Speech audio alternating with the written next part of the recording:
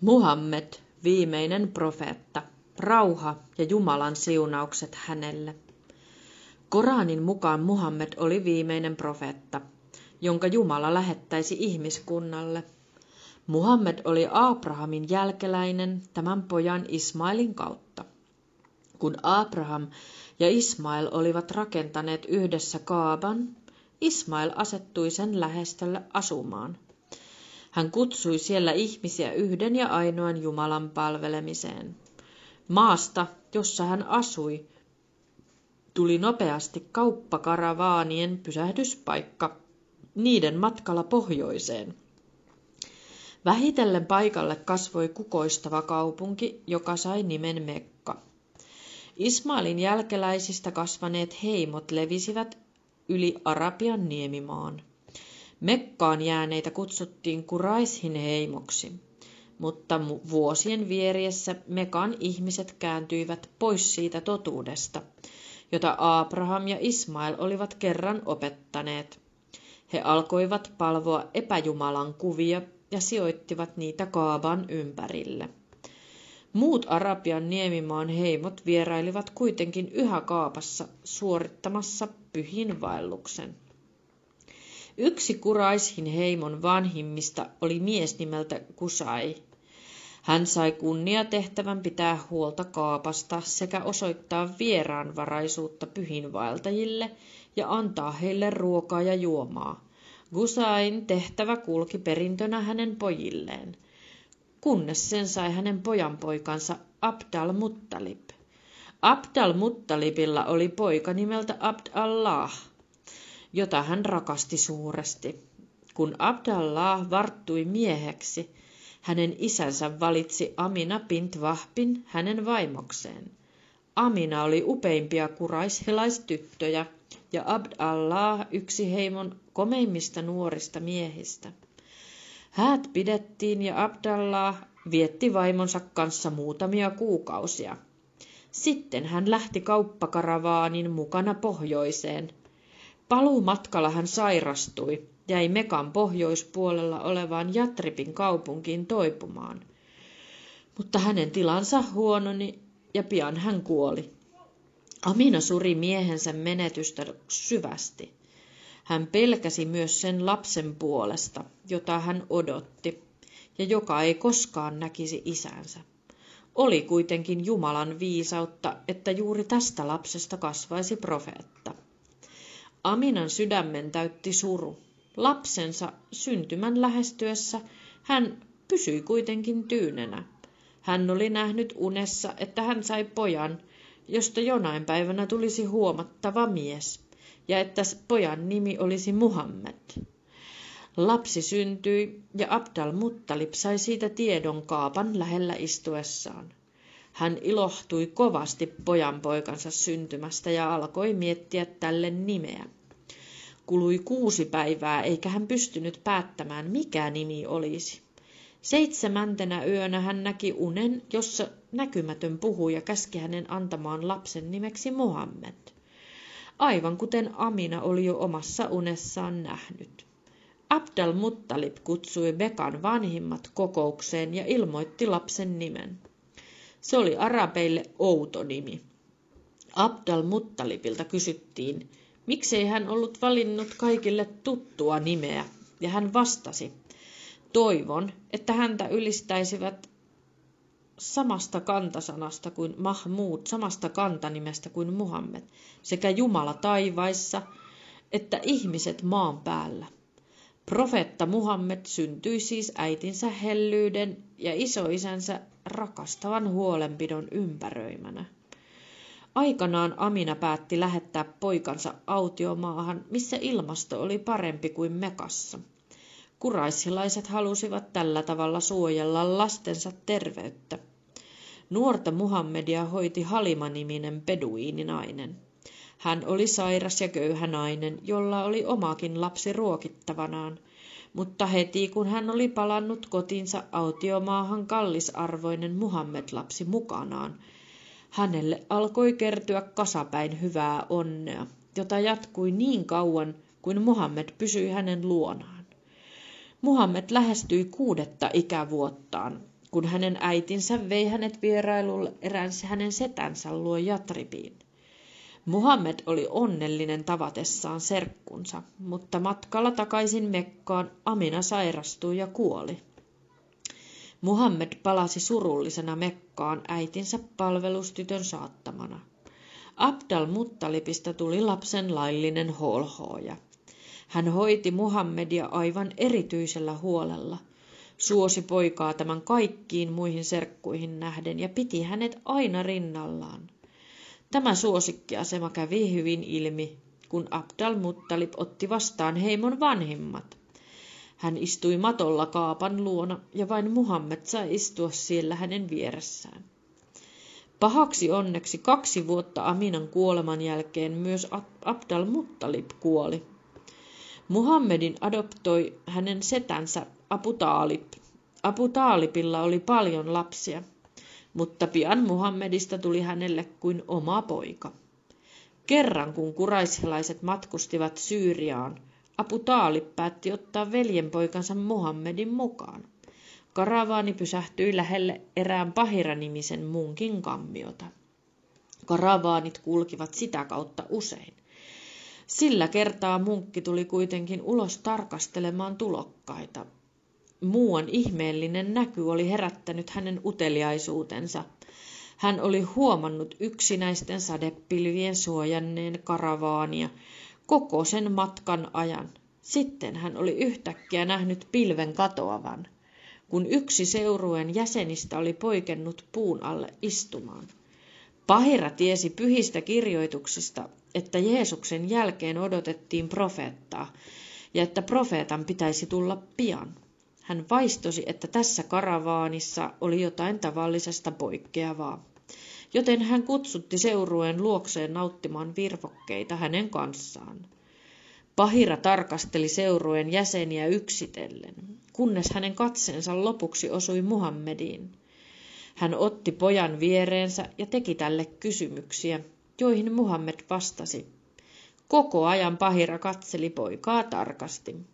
Lopulta, ennen kuin karavaani jatkoi matkaansa, hän tähdensi Abu Taalibia pitämään aina hyvää huolta veljenpojastaan Muhammedista ja suojelemaan tätä hyvin. Muhammedista kasvoi hyväluontoinen nuori mies. Hän oli niin vilpitön ja rehellinen, että ihmiset kutsuivat häntä luotettavaksi, Al-Amin. Hän oli mielellään yksin ja lähti usein kaupungista paimentamaan lampaita ja katselemaan luonnon ihmeitä. 25-vuotiaana Muhammed meni naimisiin Kadian kanssa, joka oli rikas kuraihilainen ylhäisönainen. Ennen naimisiin menoa Muhammed oli käynyt kauppaa ulkomailla Kadian edustajana. Vaikka Muhammed oli huomattavasti nuorempi kuin Kadia, hänen hyvyytensä ja luotettavuutensa oli tehnyt tähän suuren vaikutuksen. He elivät yhdessä rauhallisina ja onnellisina. Heillä oli 4 tytärtä, Zainab, Ruqayya, Kulthum ja Fatima, sekä 2 pientä poikaa, jotka valitettavasti kuolivat jo pikkulapsina. Kuraisilaiset palvelivat epäjumalia, mutta Muhammed palveli yksin Jumalaa. Häntä inhotti nähdä epäjumalan kuvia kaapan sisällä, sillä hän tiesi, että hänen esi-isänsä Abraham ja Ismail olivat rakentaneet sen yhden ja ainoan Jumalan palveluspaikaksi. Muhammed matkusti usein kauas Mekasta, etäälle sen ihmisistä ja epäjumalan kuvista. Hän kätkeytyi Hiravuoren luolaan ja omistautui siellä Jumalan palvelemiselle. Hän mietiskeli maailmankaikkeutta ja sen luojaa ja ajatteli, miten kauas harhaan hänen kansansa oli mennyt. Joskus hän vietti luolassa yksin monia pitkiä päiviä ja öitä, erityisesti Ramadankuussa. Kun hän palasi kotiin, hän otti vain hiukan ruokaa ja juomaa. 40. ikävuotensa Ramadankuussa Muhammed meni tapansa mukaan Hiravuorelle ja aikoi viettää Ramadanin siellä rukoillen. Hän ja Kadia olivat silloin olleet naimisissa 15 vuotta. Yhtenä kuukauden 10. viimeisestä yöstä hän Kun Muhammed oli syvissä mietteissä, arkkienkeli Gabriel ilmestyi yhtäkkiä hänen eteensä. Gabriel sanoi hänelle, lue. Hämmästyneenä ja syvästi hämmentyneenä Muhammed vastasi, en minä osaa lukea. Tämän kuultuaan arkkienkeli syleili häntä lujasti ja päästi hänet sitten irti ja toisti vaatimuksensa. Muhammed antoi saman vastauksen. Gabriel teki kuten aikaisemminkin ja 3. kerran käski häntä lukemaan. Vielä kerran Muhammed vastasi, en minä osaa lukea. Silloin arkkienkeli korotti äänensä ja sanoi, lue kautta Herrasi, joka on luonut. Nämä Jumalalta tulleet säkeet panivat alulle Muhammedin tehtävän ihmiskunnan parissa. Elämänsä aikana hän otti vastaan monia muitakin säkeitä. Yhdessä ne muodostavat islamin pyhän kirjan, Koranin. Arkkienkeli katosi yhtä yllättäen kuin oli ilmestynytkin. Muhammed jäi luolaan aivan yksin. Se, mitä juuri oli tapahtunut, vaivasi ja pelotti häntä kovasti. Hän lähti kiireesti luolasta ja ryntäsi kohti Mekkaa, mutta hän ei ehtinyt kauas, kun hän kuuli yläpuoleltaan äänen, joka sanoi, Muhammed, sinä olet Jumalan lähettiläs ja minä olen enkeli Gabriel. Muhammed katsoi ylös taivaalle ja joka puolella, mihin hän katsoi, hän näki arkkienkeli Gabrielin. Hän palasi uupuneena kotiinsa ja hänen ruumiistaan värisytti kuin kuumeessa. Hän pyysi vaimoaan Kadiaa peittelemään hänet viitalla tai huovalla. Kadja peitteli hänet ja tarkkaili häntä hellästi huolehtien. Kun Muhammed tunsi hallitsevansa itsensä paremmin, hän kertoi Kadialle, mitä arkkienkelin kanssa oli tapahtunut. Hän lausui vaimolleen säkeet, jotka Gabriel oli opettanut. Sen jälkeen Kadja jätti Muhammedin lepäämään ja meni tapaamaan serkkuaan, oppinutta ja hurskasta miestä nimeltä Varaka bin Nawwal. Varaka oli tutkinut pyhiä kirjoja. Hän oli lukenut evankeliumia ja hänestä oli tullut kristitty. Kadja kertoi hänelle kaiken, mitä Muhammed oli sanonut. Varaka kuunteli hyvin kiinnostuneena. Kun Kadja oli päässyt loppuun, Varaka ilmoitti hänelle, että Muhammedista tulisi kansansa profeetta. Gabriel oli tullut Muhammedin luo tuomaan sanomaa Herralta, aivan kuten aikaisemmin oli tapahtunut Moosekselle ja Jeesukselle. Sitten hän tunnusti serkulleen, että pelkäsi Muhammedin puolesta. Jokainen ihmiskunnalle lähetetty profeetta oli kohdannut vaikeuksia julistaessaan Jumalan sanomaa. Tuon ensimmäisen yön jälkeen Gabriel ilmestyi Muhammedille yhä uudelleen lausuen Koranista säkeen toisensa jälkeen. Muhammed toisti säkeet ja painoi ne muistiinsa erittäin huolellisesti. Muhammed alkoi välittää Jumalan sanomaa läheisimmille kumppaneilleen. Ensimmäinen, joka uskoi hänen lähetystehtävänsä, oli hänen vaimonsa Kadja. Ensimmäinen mies, joka kääntyi, oli Ali. Muhammedin sedän Abu Taalibin poika Ali oli Muhammedin uskollinen seuralainen ja asui hänen luonaan. Seuraavaksi kääntyi Abu Bakr, joka oli yksi Quraish-heimon vanhimmista ja varakas kauppias. Pian oli olemassa pieni ryhmä, joka seurasi Muhammedia. Heillä oli tapana kokoontua salaa jonkun kotona, tai sitten he menivät autiomaahan kaupungin ulkopuolelle, jotta Muhammed voisi opettaa heille yhden ja ainoan Jumalan palvelemista. Jonkin ajan kuluttua Gabriel toi Muhammedille Jumalan käskyn ruveta julistamaan sanomaa julkisesti niin mekkalaisille kuin muillekin Arabian niemimaan heimoille. Muhammed kokosi kaikki mekkalaiset yhteen ja kertoi heille, että Jumala oli valinnut hänet heidän profeetakseen. Hän kertoi, että heidän täytyi lakata palvelemasta epäjumalia ja palvella yksin Jumalaa, esi-isiensä Abrahamin ja Ismailin lailla. Lopuksi hän kehotti heitä tottelemaan Jumalan sanaa ja varoitti Jumalan muutoin rankaisevan heitä. Kuullessaan, mitä Muhammed sanoi, väkijoukko ensiksi mykistyi. Ihmiset epäilemättä tunsivat hänet hyvin. He tunsivat hänen rehellisyytensä, hurskautensa ja hyvyytensä. Mutta mitä hän oikein pyysi heitä tekemään? Muhammed ilmoitti heille, että hän oli vain lähettiläs, joka välitti Jumalan sanomaa. Hän ei halunnut mitään muuta kuin heidän pelastumistaan. Tämän kuultuaan väkijoukko puhkesi vastustamaan häntä. Nauraen ja pilkaten ihmiset kysyivät häneltä, miten hän saattoi odottaa heidän luopuvan isiensä tavoista. Kun Quraish-heimon vanhimmat tajusivat, miten päättäväisesti Muhammed julisti sanomaansa, he yrittivät kaikin tavoin pysäyttää hänet. He yrittivät lahjoa hänet tarjoamalle hänelle rikkautta ja valtaa. He epäonnistuivat, mutta he menivät hänen setänsä Abu Talibin luo ja pyysivät tätä estämään veljenpoikaansa julistamasta sanomaansa ja puhumasta pahaa heidän epäjumalistaan.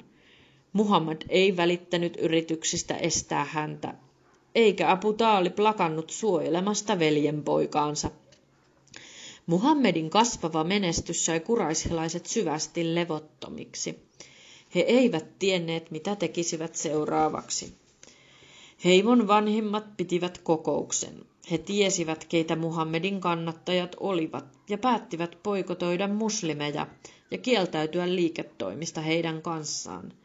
Muslimeille ei saanut myydä mitään eikä ostaa heiltä mitään. Muslimien kanssa ei saanut pitää minkäänlaista yhteyttä. Heiltä tulisi kieltää jopa ruoka ja juoma. Quraisilaisten johtajat laativat tämän tapaisen erityisen asiakirjan ja ripustivat sen kaapaan. Tämä Muhammedia ja hänen seuraajiaan vastaan suunnattu boikotti jatkui 3 vuotta. Tänä aikana muslimit kokivat hirveitä kärsimyksiä.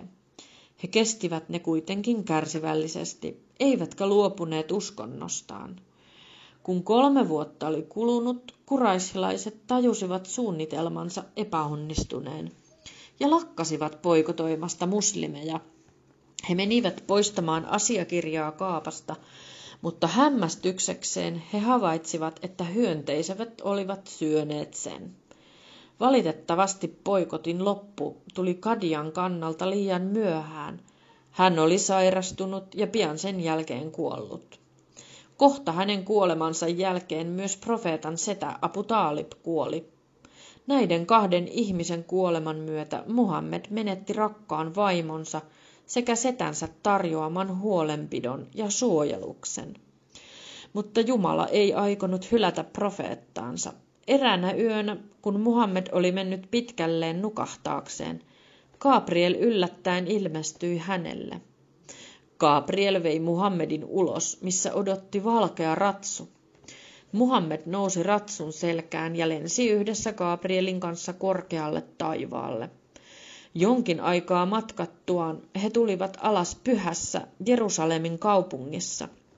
Siellä Muhammed tapasi Abrahamin, Mooseksen, Jeesuksen ja suuren joukon muita profeettoja. Muhammed johti heitä rukouksessa. Sitten Gabriel kertoi hänelle, että heidän täytyy jatkaa matkaansa. Ylistetty olkoon hän, joka näyttääkseen palvelijalleen merkkejään kuljetti yöllä hänet suojatusta temppelistä kaukaisimpaan temppeliin, jonka tienoon olemme siunanneet. He nousivat korkealle yläilmoihin ja kulkivat läpi toistensa päällä olevien taivaitten. Lopulta he saapuivat Jumalan läheisyyteen. Jumala ilmoitti Muhammedille eräitä Koranin säkeitä sekä 5 päivittäistä rukousta, salat. Sitten Gabriel opasti Muhammedin taivaiden läpi takaisin Jerusalemiin ja sen jälkeen Mekkaan.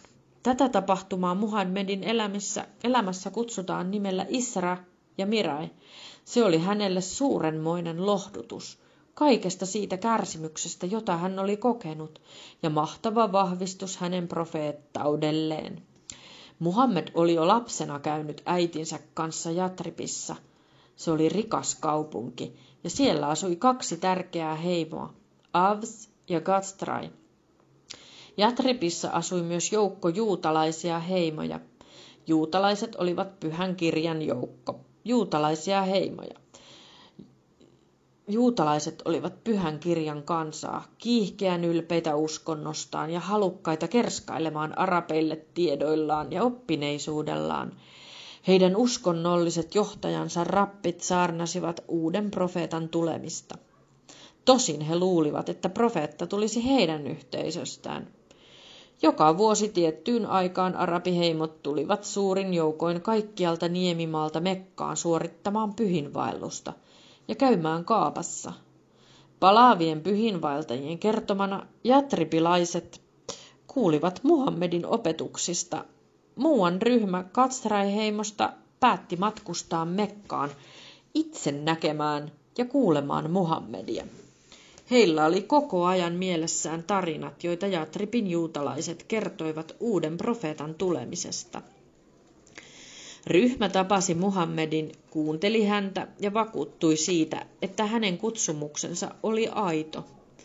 Kun ryhmäläiset palasivat kotiin, he kertoivat heimonsa jäsenille kaiken kuulemansa.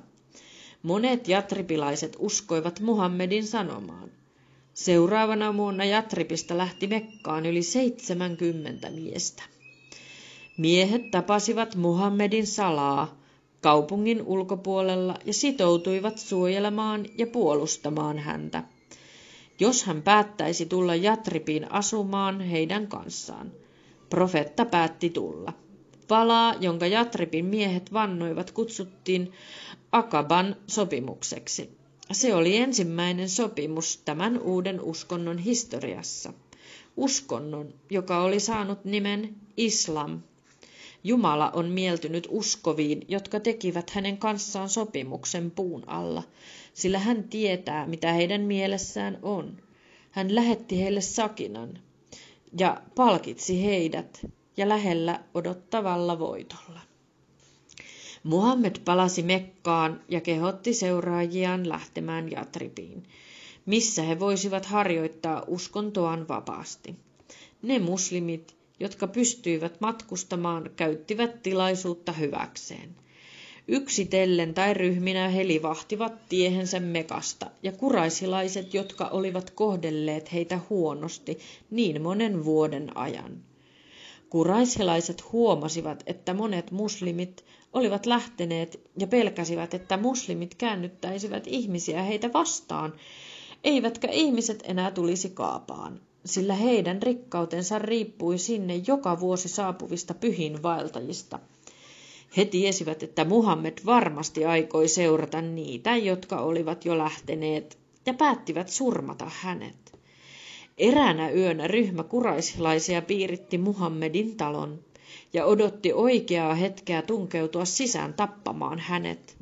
Mutta Jumala sokaisi heidät, ja Muhammed pääsi livahtamaan tiehensä ilman, että he ollenkaan näkivät hänen menevän.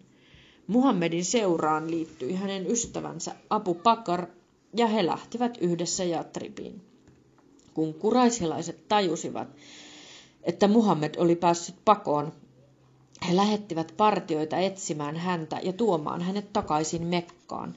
Eräs partio löysi Muhammedin ja Abu Bakrin jäljet ja oli saamaisillaan heidät kiinni, mutta Jumala johdatti profeettansa vuoren rinteellä olleeseen luolaan.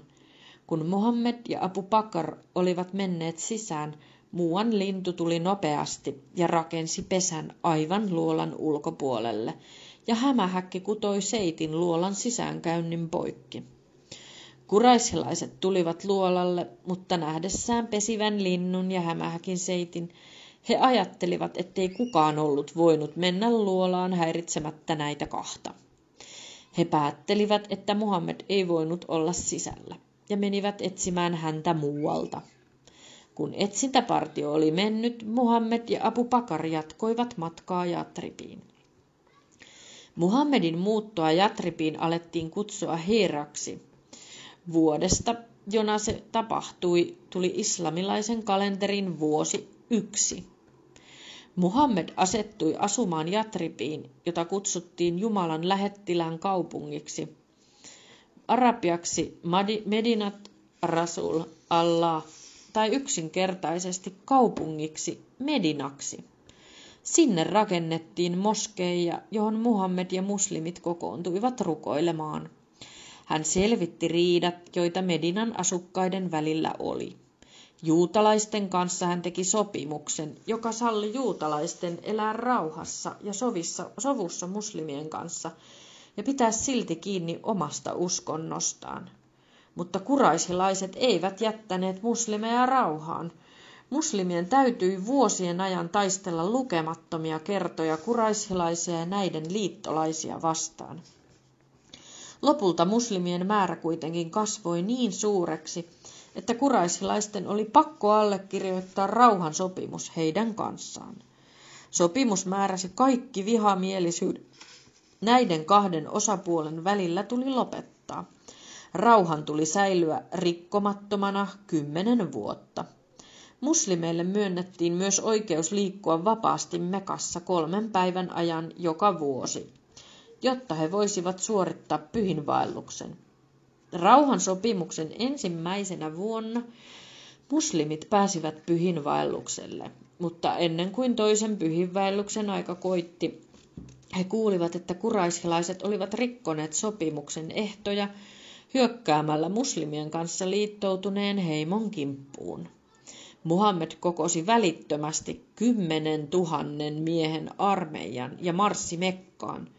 Kun mekkalaiset näkivät niin valtavan muslimiarmeijan tulevan Mekan ympärillä olevien kukkuloiden yli, he pelästyivät. Silloin Muhammed lähetti heille sanan, että jos he eivät taistelisi häntä ja muslimeja vastaan, vaan pysyisivät kotona, heidän henkensä säästettäisiin. Mekkalaiset suostuivat Muhammed astui voittoisana Mekkaan ja suuntasi suoraan kohti Kaabaa. Siellä hän polvistui kiitosrukoukseen Jumalalle ja kiersi pyhän temppelin ympäri muslimien seuratessa aivan hänen jäljessään.